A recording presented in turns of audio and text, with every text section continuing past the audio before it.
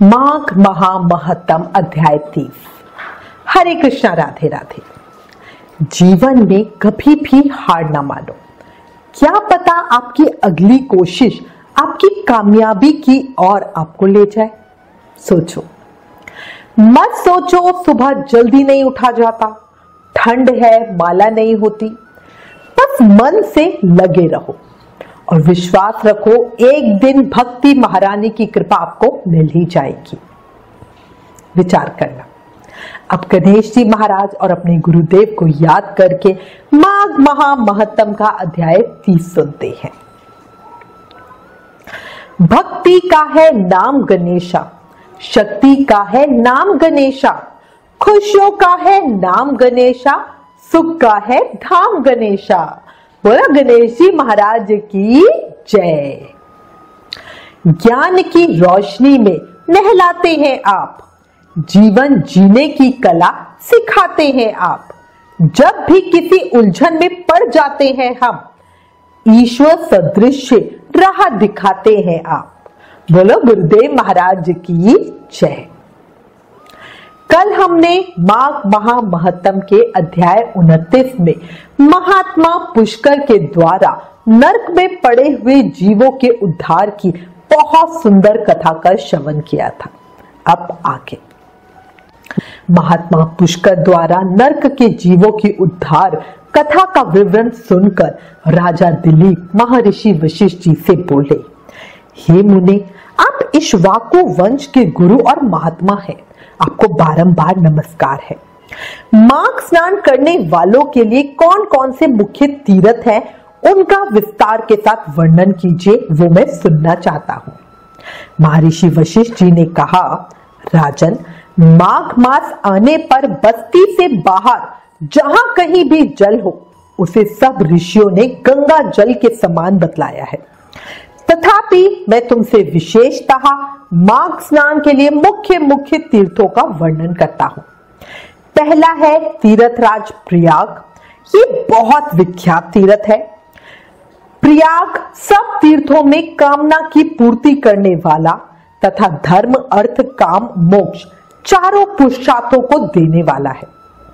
इसके सिवा नैमिषारण्य, कुरुक्षेत्र, हरिद्वार, उज्जैन, सरयू, यमुना, द्वारका, अमरावती, सरस्वती और समुद्र का संगम, गंगा सागर संगम, कांची, त्र्यंबकम तीर्थ, सप्त गोदावरी का तट, कालंजर, प्रभास, बद्रिकाश्रम, महालय, ओंकार क्षेत्र, पुरुषोत्तम क्षेत्र, जगन्नाथपुरी, गोकर्ण, भगुकर्ण, भृगट्रिंग, पुष्कर, त्रिंगभद्रा, कावेरी, कृष्णा, वेणी, नर्मदा, स्वर्णमुखरी तथा वेगवती नदी, ये सभी माघ मास में स्नान करने के लिए मुख्य तीर्थ है।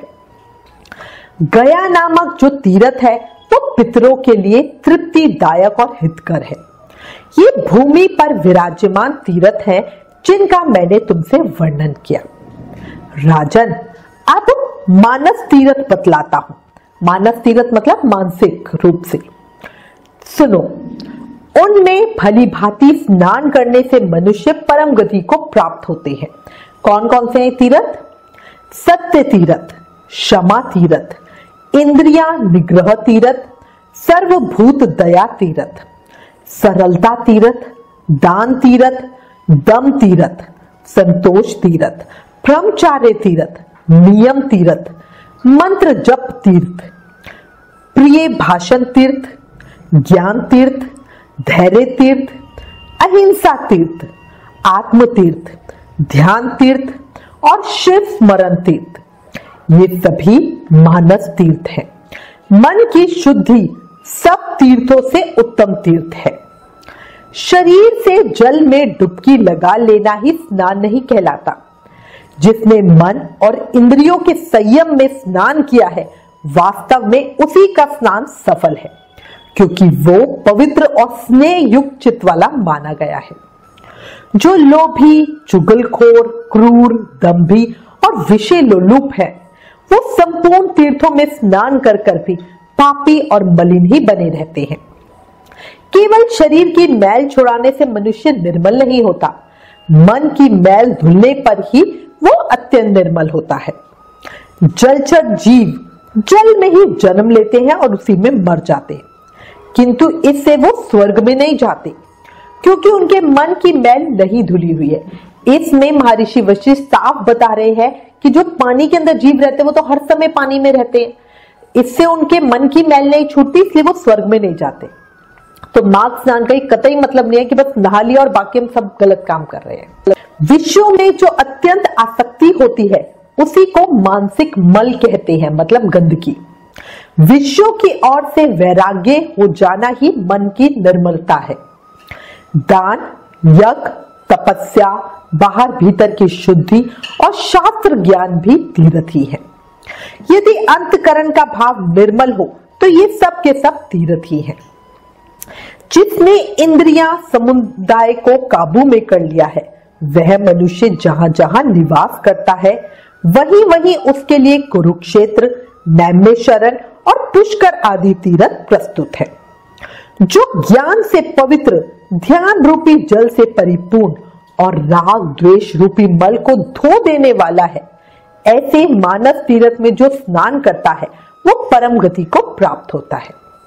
राजन, ये मैंने तुम्हें मानस तीर्थ के लक्षण बतलाए हैं।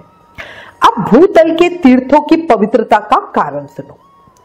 जैसे शरीर के कुछ भाग परम पवित्र माने गए हैं, उसी प्रकार पृथ्वी के भी कुछ स्थान अत्यंत पुण्यमय माने जाते हैं। भूमि के अद्भुत प्रभाव, जल की शक्ति और मुनियों के अनुग्रह पूर्वक निवास से तीर्थों को पवित्र बताया गया है। इसलिए भौम और मानस सभी तीर्थों में जो नित्य स्नान करता है वो परम गति को प्राप्त होता है। प्रचुर दक्षिणा वाले अग्निष्ठ होम आदि यज्ञों से यजन करके भी मनुष्य उस फल को नहीं पाता जो उसे तीर्थ में जाने से प्राप्त होता है। जिसके दोनों हाथ, दोनों पैर और मन काबू में हो तथा जो विद्या, तप और कीर्ति से संपन्न हो वो तीर्थों के फल का भागी होता है। श्रद्धा पूर्वक एकाग्रचित हो तीर्थों की यात्रा करने वाला धीर पुरुष कृतघ्न यानी किए हुए उपकार को न मानने वाला हो तो भी शुद्ध हो जाता है। फिर जो शुद्ध कर्म करता है उसकी तो बात ही क्या, वो मनुष्य पशु पक्षियों की योनि में कभी नहीं पड़ता, बुरे देश में जन्म भी नहीं लेता, सुख का भागी नहीं होता, स्वर्गलोक में जाता और मोक्ष का उपाय भी प्राप्त कर लेता है। अश्रद्धालु, पापात्मा, नास्तिक, संशयात्मा और केवल युक्तिवाद का सहारा लेने वाले ये 5 प्रकार के मनुष्य तीर्थ फल के भागी नहीं होते। जो शास्त्रोक्त तीर्थों में विधि पूर्वक विचरते हैं और सब प्रकार के द्वंद्वों को सहन करते हैं वे धीर मनुष्य स्वर्गलोक में जाते हैं। तीर्थ में अर्घ और आवाहन के बिना ही श्राद्ध करना चाहिए, वो श्राद्ध के योग्य काल हो या ना हो। तीर्थ में बिना विलंब किए श्राद्ध और तर्पण करना उचित है, उसमें विघ्न नहीं डालना चाहिए। अन्य कार्यों के प्रसंग से भी तीर्थ में पहुंच जाने पे स्नान करना चाहिए। आप अगर किसी काम से जा रहे हो तीर्थ पे तो भी आपको स्नान करना है। ऐसा करने से तीर्थ यात्रा का नहीं पर तीर्थ स्नान का फल जरूर मिलेगा। तीर्थ में नहाने से पापी मनुष्यों के पापों की शांति होती है। जिनका हृदय शुद्ध है उन मनुष्यों को तीर्थ शास्त्रोक्त फल प्रदान करने वाला होता है। जो दूसरों के लिए तीर्थ यात्रा करता है वो भी उसके पुण्य का 16वां अंश प्राप्त कर लेता है। कुशा की प्रतिमा बनाकर तीर्थ के जल में उसे स्नान करावे, जिसके उद्देश्य से उस प्रतिमा को स्नान कराया जाता है वो पुरुष तीर्थ स्नान के पुण्य का 8वां भाग प्राप्त कर लेता है। मतलब शास्त्रों में लिखा हुआ है कि आप किसी और की जगह पे तीर्थ स्नान कर सकते हो। तीर्थ में जाकर उपवास करना और सर के बालों का मुंडन करना चाहिए। मुंडन से मस्तक के पाप नष्ट हो जाते हैं। जिस दिन तीर्थ में पहुंचे उसके पहले दिन उपवास करे और दूसरे दिन श्राद्ध और दान करे। तीर्थ के प्रसंग में मैंने श्राद्ध को भी तीर्थ बतलाया है। ये स्वर्ग का साधन तो है ही, मोक्ष प्राप्ति का भी उपाय है। इस प्रकार नियम का आश्रय ले माघ मास में व्रत ग्रहण करना चाहिए और उस समय ऐसे ही तीर्थ यात्रा करनी चाहिए। माघ मास में स्नान करने वाला पुरुष सब जगह कुछ ना कुछ दान अवश्य करे। बेर, केला और आंवले का फल, सेर भर घी, सेर भर तिल, पान, 16 सेर चावल, कुमड़ा और खिचड़ी, ये 9 वस्तुएं प्रतिदिन ब्राह्मण को दान करनी चाहिए। जिस किसी प्रकार हो सके माघ मास को व्यर्थ नहीं जाने देना चाहिए। किंचित सूर्योदय होते होते माघ स्नान करना चाहिए तथा माघ स्नान करने वाले पुरुष को यथाशक्ति शौच, संतोष आदि नियमों का पालन करना चाहिए। विशेषतः ब्राह्मणों और साधु सन्यासियों को पकवान भोजन कराना चाहिए। जाड़े का कष्ट दूर करने के लिए सूखी लकड़ियों का दान करें। रुई भरा अंगा, शैया, गद्दा, यज्ञोपवीत, लाल वस्त्र, रुईदार रजाई, जायफल, लौंग, बहुत से पान, विचित्र विचित्र कंबल, हवा से बचाने वाले ग्रह, मुलायम जूते और सुगंधित उबटन दान करें। घी, कंबल, पूजन सामग्री, लाल अगर, धूप, मोटी बत्ती वाले दीप और भांति भांति के नैवेद्य से माघ स्नान जनित फल की प्राप्ति के लिए भगवान माधव की पूजा करें। माघ मास में डुबकी लगाने से सारे दोष नष्ट हो जाते हैं और अनेकों जन्मों के उपार्जित संपूर्ण महापाप तत्काल विलीन हो जाते हैं। ये माघ स्नान ही मंगल का साधन है। यही वास्तव में धन का उपार्जन है तथा यही इस जीवन का फल है। भला माघ स्नान मनुष्यों का कौन सा कार्य सिद्ध नहीं कर सकता। ये पुत्र, मित्र, राज्य, स्वर्ग तथा मोक्ष का भी देने वाला है। माघ महा महत्तम अध्याय 30 समाप्तम। आगे की कथा कल माघ महा महत्तम के अंतिम अध्याय में सुनेंगे। एक बात सुनो, पाप शरीर नहीं करता, विचार करते हैं, और मां गंगा विचारों को नहीं शरीर को धोती है। अपने विचारों को शुद्ध तो हमें खुद ही करना पड़ेगा। कर्म ऐसे करो कि ईश्वर से नजरें मिलाने में शर्म ना आए। शास्त्रों में क्लियरली बताया हुआ है, याद रखो, कलयुग केवल नाम आधारा।